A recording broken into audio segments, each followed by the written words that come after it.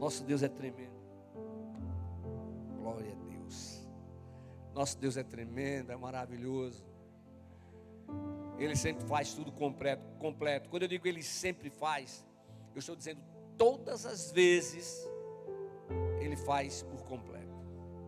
Mesmo quando a gente não percebe. Irmãos, a nossa percepção não é nada diante do nosso Deus. Ele tem nos amado, Ele tem nos guardado, Ele tem nos protegido. E aqui estamos nós, não é? Celebrando a Ele, dizendo que somente o Senhor é Deus, que a nossa vida está nas mãos dEle. 1 de Pedro, capítulo 2, apenas o versículo 6. Por isso, a Escritura diz: ponho em Sião uma pedra angular, eleita e preciosa. Quem nela crer não será desapontado. Ponho em Sião uma pedra angular, eleita e preciosa, aleluia. Quem nela crê não será desapontado. Meus queridos irmãos, jamais nos esqueçamos que em Cristo Jesus entramos no reino da graça absoluta de Deus. Eu vou repetir. Em Cristo Jesus, nós entramos no reino da graça absoluta de Deus. Eu disse que todas as vezes Deus age por completo, porque Ele é perfeito, Ele é absoluto. E Ele é absoluto em todas as coisas. Na perfeição, no amor, no poder, na graça, na misericórdia. A Bíblia nos ensina que a graça de Deus é maior do que a vida. E quando nós entendemos que em Cristo Jesus nós entramos no reino da graça absoluta de Deus, isso significa que o Senhor está derramando sobre a nossa vida, conforme está escrito lá em Efésios, no capítulo 1, versículo 3, todas as bênçãos espirituais nas regiões celestiais em Cristo. Eu me lembro que algumas vezes o Senhor me deu algumas visões e algumas delas se repetiram. E quando eu leio esse texto, o que vem no meu coração é uma visão que o Senhor deu de um anjo com um cântaro derramando sobre uma determinada pessoa naquele momento, e aquela água ela não acabava, ele ficava ali o tempo inteiro e a água jorrando. As bênçãos do Senhor são infinitas, amém? Então, meus amados irmãos, nós estamos recebendo todas as bênçãos espirituais nas regiões celestiais em Cristo e fazendo parte do seu corpo vivo. Nós fomos resgatados para Deus, que nos recebeu como filhos adotivos. Irmão, deixa eu falar uma coisa. O filho adotivo, ele é amado 2 vezes.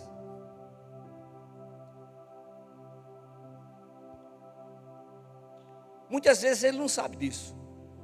Mas o filho adotivo, ele é amado 2 vezes. Primeiro, porque os pais não tinham obrigação nenhuma de tê-lo como filho. Mas eles resolveram ter. É diferente do filho que nasce. Mas irmãos, sabe o que acontece? O filho adotivo, ele é tão amado quanto um filho gerado pela própria pessoa. E eu me atrevo a dizer que é mais amado ainda. Agora, nem sempre o filho adotivo tem essa percepção, mas é assim.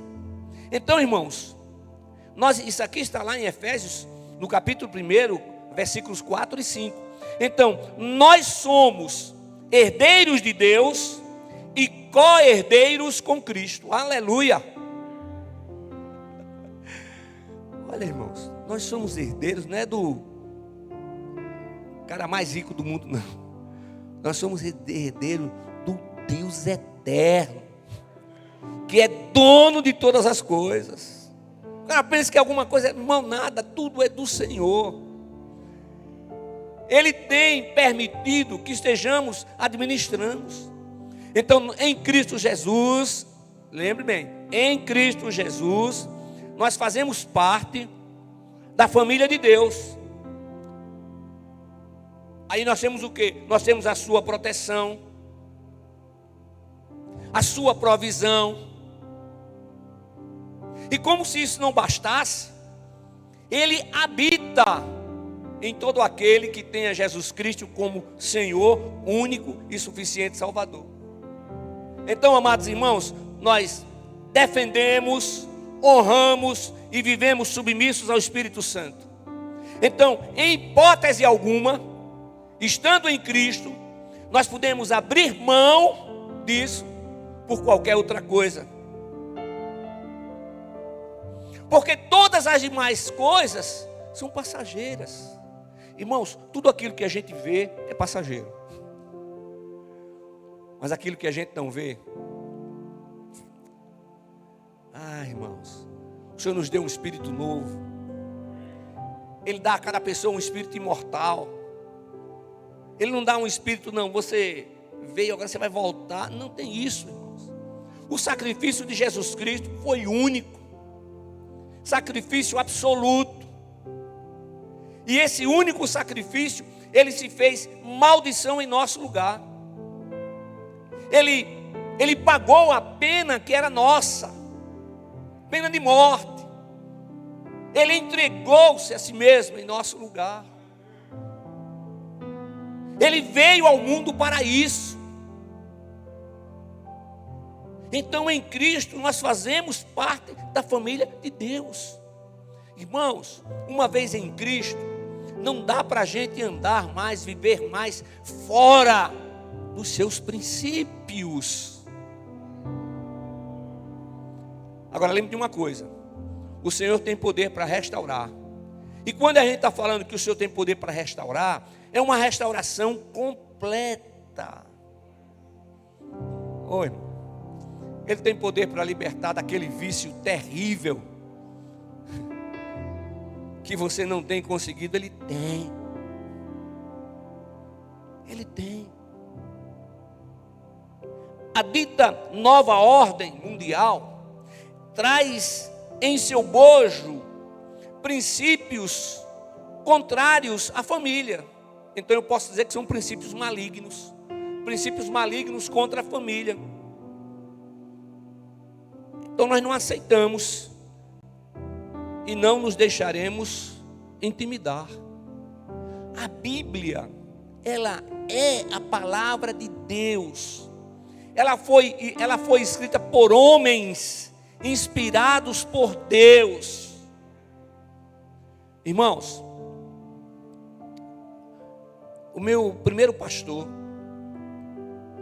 foi o pastor José Tavares de Souza, na primeira igreja evangélica batista de Maceió.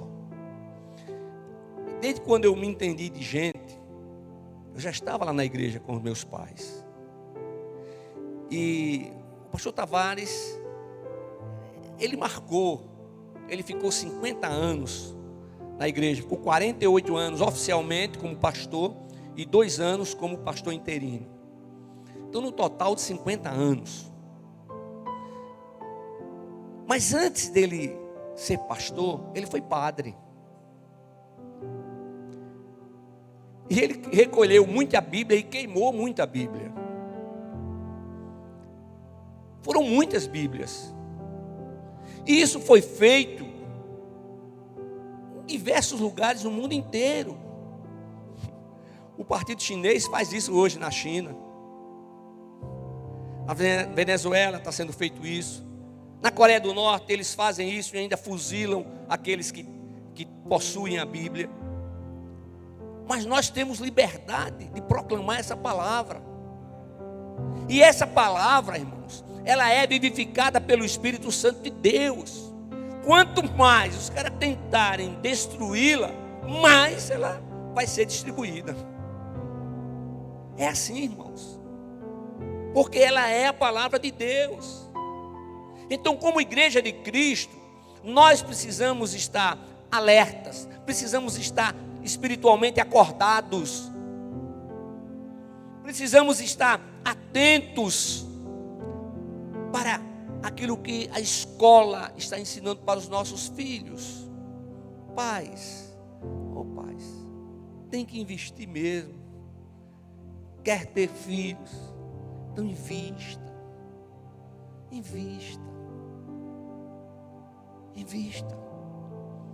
Esse tipo de criança, fique com seu filho. Eu me lembrei agora que você está dizendo, você está falando isso, pastor? Mas o negócio não é fácil, não. Eu sei que não é fácil. Nós tivemos 3 filhos. E Damares fazia engenharia civil lá na UFAL. E ela trancou várias vezes o período. Porque as crianças pequenas, ela decidiu isso. E com toda certeza eu aceitei, para que ela pudesse ficar com os meninos. Eu me lembro de minha mãe, meu pai tinha um escritório de contabilidade, e a gente estudava de manhã. Então de manhã ela ia para o escritório com meu pai, de tarde ela ficava com a gente, ensinando ali. Mas, cada tempo tem a sua dificuldade, gente. Mas ou você investe no seu filho, ou o mundo vai investir nele. Tem que ser os pais. E nós temos como igreja, nós temos apenas alguns momentos, poucos momentos. Olha, antes da pandemia, a gente tinha o culto infantil para as crianças, não somente no domingo, mas na terça e na quinta.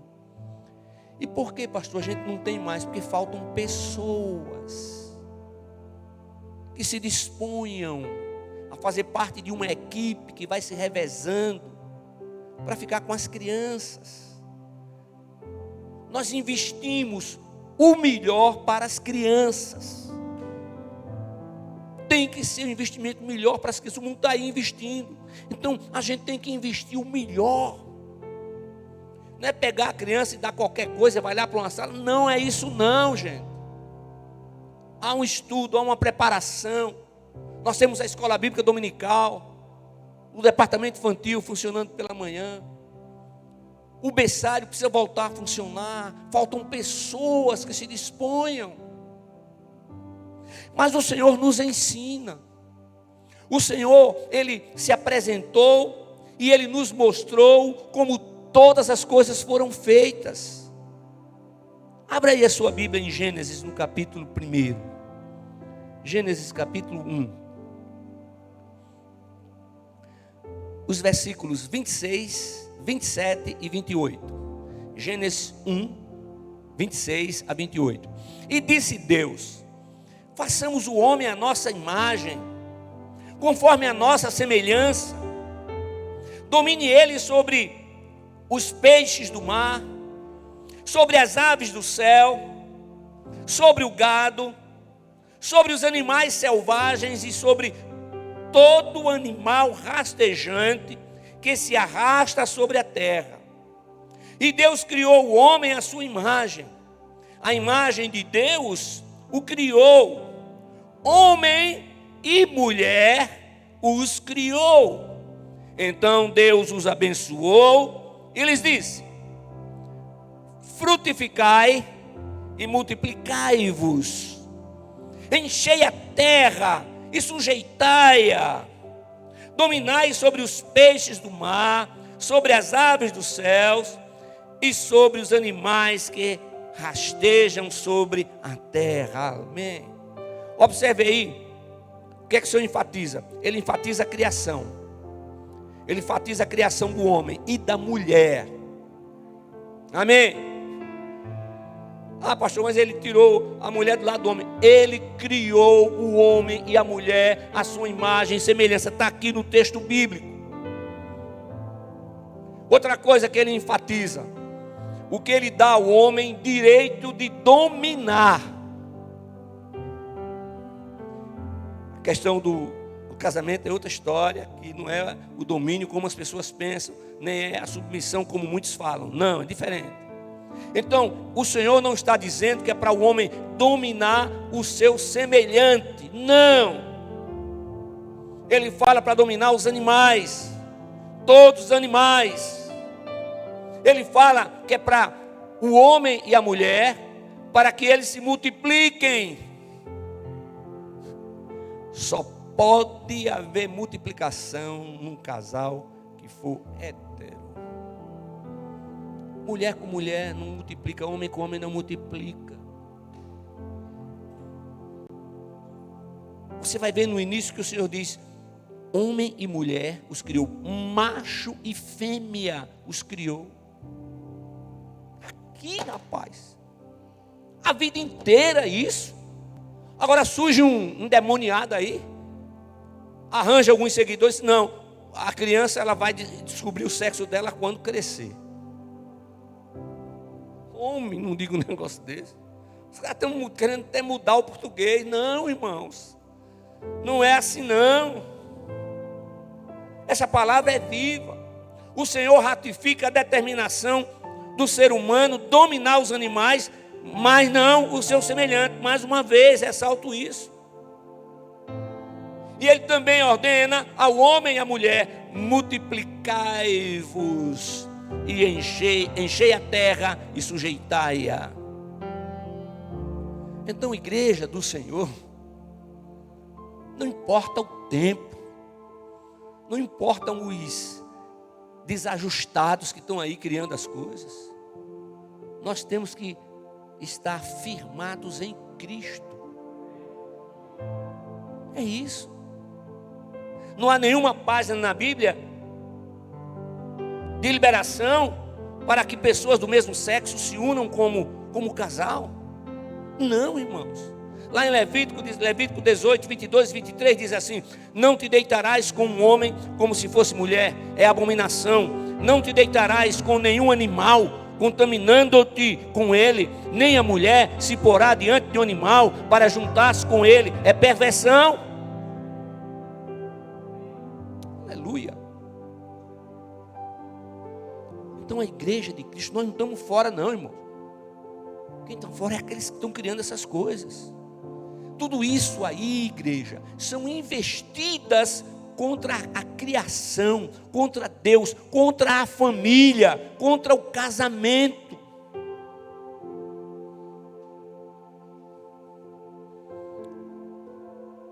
O casamento é bênção, foi criado por Deus.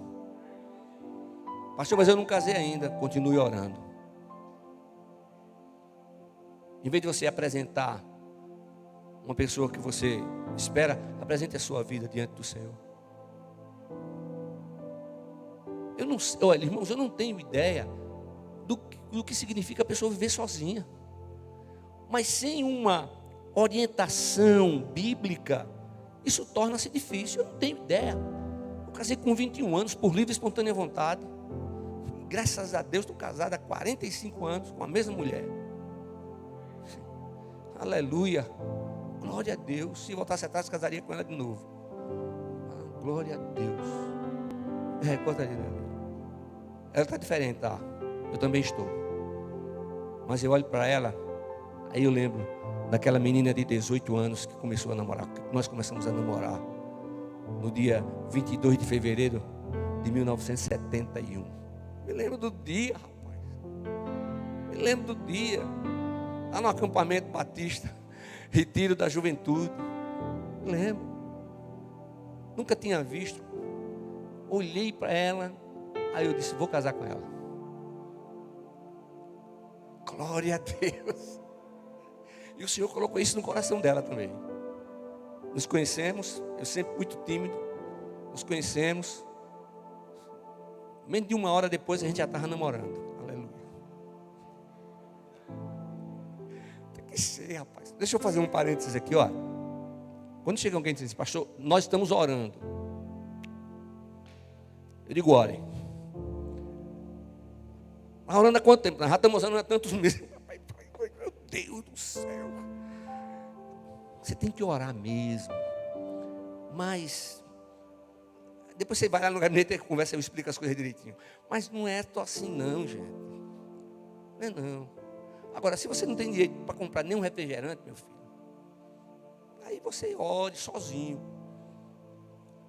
E o Senhor vai dar prosperidade para você. Seja um fiel dizimista, seja um fiel ofertante, e você vai ver o que Deus faz na sua vida. Olha, irmão, na semana que nós casamos, só quem trabalhava era eu, Damares só estudava. Eu estudava e trabalhava. Estudava à noite, trabalhava durante o dia. Eu recebi, a minha carteira profissional está lá, está aí, tenho ela. Eu recebi na semana do casamento, quando nós voltamos da lua de mel, eu recebi um aumento, 100% de aumento. Eu fiquei, só Deus, porque Ele é o provedor. Mas a gente estando em Cristo, Ele sendo o provedor, não significa que as lutas não virão. As lutas virão sim, as aflições virão sim, mas a presença dEle faz a diferença. Quando nós abrimos o coração, quando nós abrimos e deixamos que Ele reine. Não existe uma mulher perfeita, não existe um homem perfeito, não existe um casamento perfeito no sentido absoluto. Não existe, gente. Agora, um casamento tem que ter amor, tem que ter diálogo. A maioria dos problemas, sabe o que é? Falta de diálogo. Tem que haver perdão, amor, diálogo, renúncia. Só tem um problema: quando é o mesmo que renuncia sempre, vai dar problema. Tem que tratar bem. Ô cara, vou falar um negócio aqui. Ô cara, você quer que tua mulher te trate bem? Então trate ela muito bem. Ô minha irmã, você quer que teu marido te trate bem? Trate ele bem.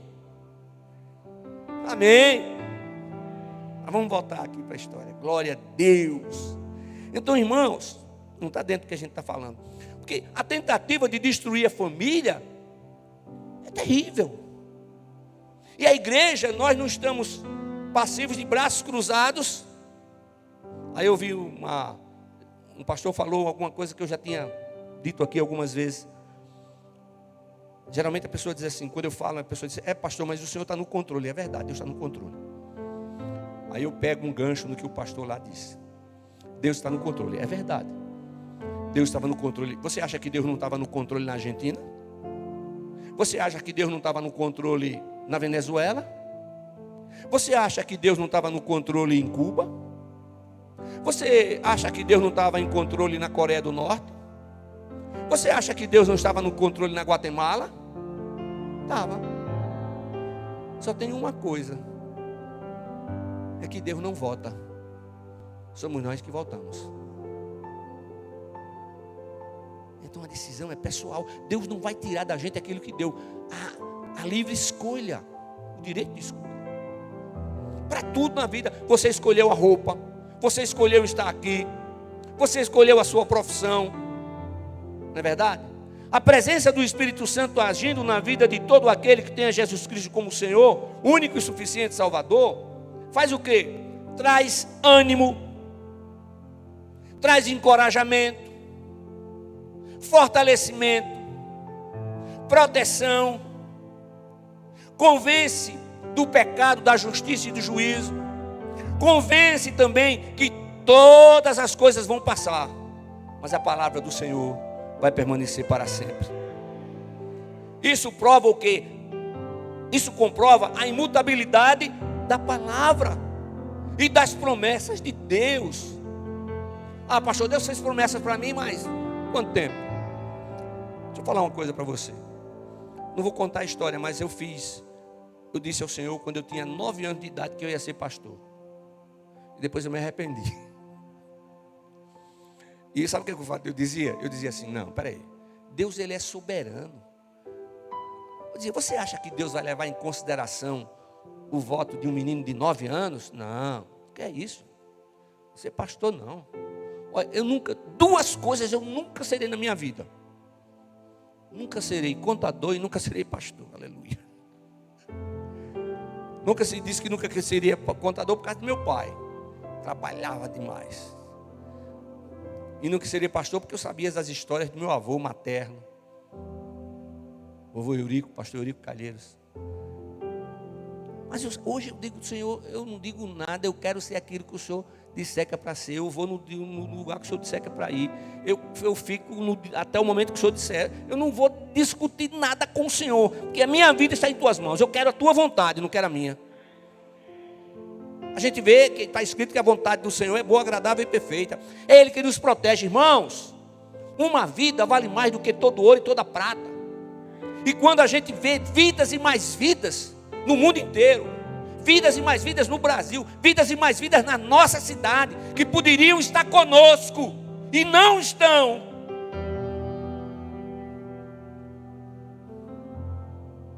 A minha filha, não vou dizer o estado, em determinado lugar que ela mora,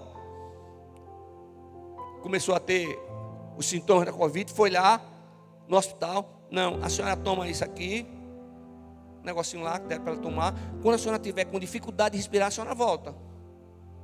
Aí ela ligou para mim. Eu digo, não, minha filha, peraí, não é assim não. Aí fiz contato aqui com o nosso médico. Vem. Eu digo, rapaz, eu pego o avião e vou levar a medicação. Ele disse, não, pastor, não precisa não. Porque já passaram os 4 dias, a medicação vai ser essa, essa e essa. Foi tratada por telefone. Se tivesse lá, tratada como eles disseram, teria morrido. Quantas famílias enlutadas. Ô, gente. Como igreja de Cristo, a gente tem que acordar e despertar. A gente tem que entender que nós estamos aqui, nós não somos desse mundo, mas enquanto estivermos aqui, estaremos sujeitos às coisas que estão aqui no mundo. Oh, meu Pai eterno. Sabe, irmãos, não importa o tempo, não importa as circunstâncias. 9 anos, eu achei que fui induzido para fazer aquilo, não queria nada. Não, irmãos, o negócio de ser pastor está louco.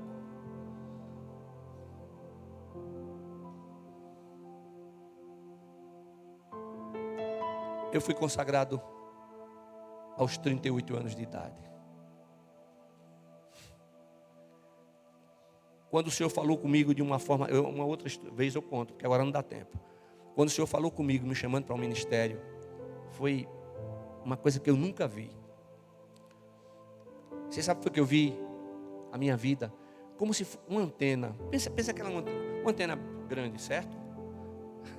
Eu penso em antena porque talvez eu seja radioamador, apesar de não estar modelando há muitos anos, mas eu continuo sendo radioamador. Aí eu vi a antena desmanchando lá de cima. Embaixo não tinha nada. O que é que vai ser agora da minha vida? Eu disse, Deus, o que é que vai ser? O que é que vai ser dos meus filhos? Eles estudam um bom colégio, tem uma despesa alta, tem uma receita boa, trabalho muito. O que vai ser, Senhor? Aí o Senhor me fez perceber que Ele é aquele que provê, Ele é o provedor, irmãos. Se o Senhor não guardar a cidade em vão, vigia a sentinela. Irmão, se o Senhor não estiver trabalhando lá, preparando tudo para a gente, capacitando, dando inteligência, o que vai acontecer? Amém?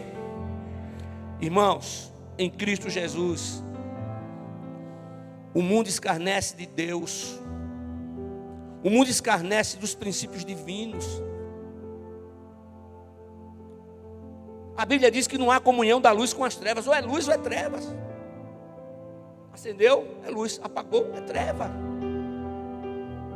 Nós queremos e lutaremos sem limites para cumprir aquilo que o Senhor espera dos seus discípulos, que é pregar o Evangelho a toda criatura.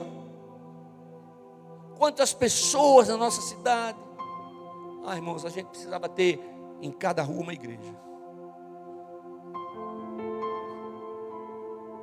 pregando a palavra de Deus.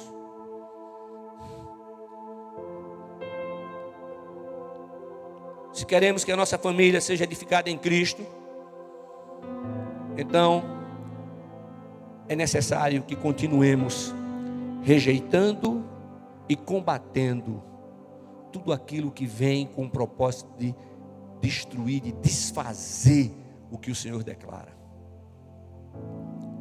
É Ele que nos dá a vida. Aí chega o cara e diz: eu não acredito em Deus. Vai lá, anarquiza, faz isso, aquilo outro. Rapaz, e Deus não vai fazer nada não? Gente, a justiça é dele, o agir é dele. A gente não tem que fazer, nós não somos juízes de ninguém. O que a gente tem que fazer é levar a palavra, proclamar essa palavra, agir corretamente, procurar agir corretamente. É Deus quem faz. Quantas vezes eu escutei nessa caminhada tantas dificuldades, vocês nem imaginam quantas coisas já passei. E sempre a mesma pergunta vinha: e agora, pastor, o que é que o senhor vai fazer? Eu vou orar mais e ler mais a palavra. Não, mas com relação a isso, o senhor vai fazer o quê? Eu não vou fazer nada, meu irmão. Eu não sou o dono da igreja, não. O dono da igreja é que resolve. É por isso que a gente está aqui hoje. É por isso, irmãos, quem tem que aparecer é o nome de Jesus. A palavra que tem que aparecer. As pessoas vão olhar para a gente e vão perceber a diferença.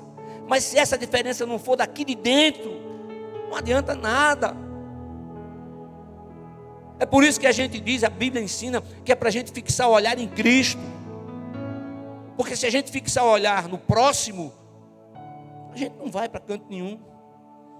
1 de João, capítulo 1, versículos 5 a 7.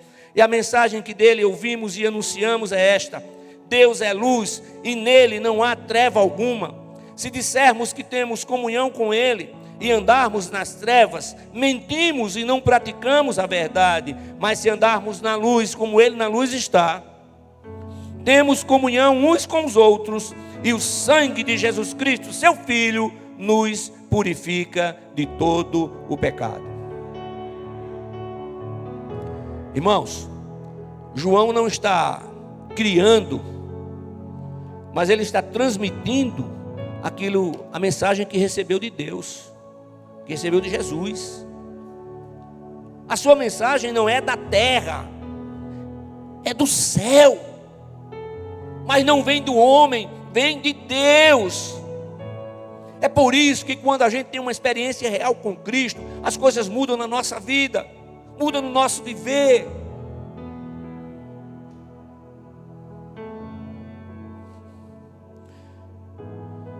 É da natureza divina revelar-se. Deus é luz no sentido de sua perfeição moral absoluta. Igreja, nada pode ficar oculto aos olhos do Senhor. O Senhor habita na luz. Quantos livramentos o Senhor nos concedeu hoje? Livramentos, coisas terríveis que nem chegamos a tomar conhecimento. Talvez de alguns poucos. A promessa divina é que em Cristo Ele nos dará um futuro glorioso. Eu começo encerrando, dizendo que as dificuldades chegam para todos, mas a confiança que depositamos em Deus jamais será em vão. Amém? A confiança que você deposita em Deus jamais será em vão. A nossa confiança e esperança tem que estar firmadas em Cristo. Fazemos parte da família de Deus. Não somos mais estrangeiros. Somos concidadãos dos santos e da família de Deus. E o propósito e o agir divino, o propósito maior e o agir divino é para que cada família, cada pessoa passe a eternidade com Ele. Jesus Cristo é a pedra mais importante para a nossa edificação espiritual, moral. Sejam quais forem as circunstâncias, vamos continuar olhando para frente, para o alto, para Jesus, que é o autor e consumador da nossa fé. Eu estou certo, irmãos, que o Senhor tem o melhor para você e sua família. Mas é fundamental, estar sendo, firmando os alicerces na rocha eterna que é Cristo. Louvamos e exaltamos ao nome de Jesus. Não há nada melhor ou maior do que Ele. Amém? Fiquemos de pé, adoremos.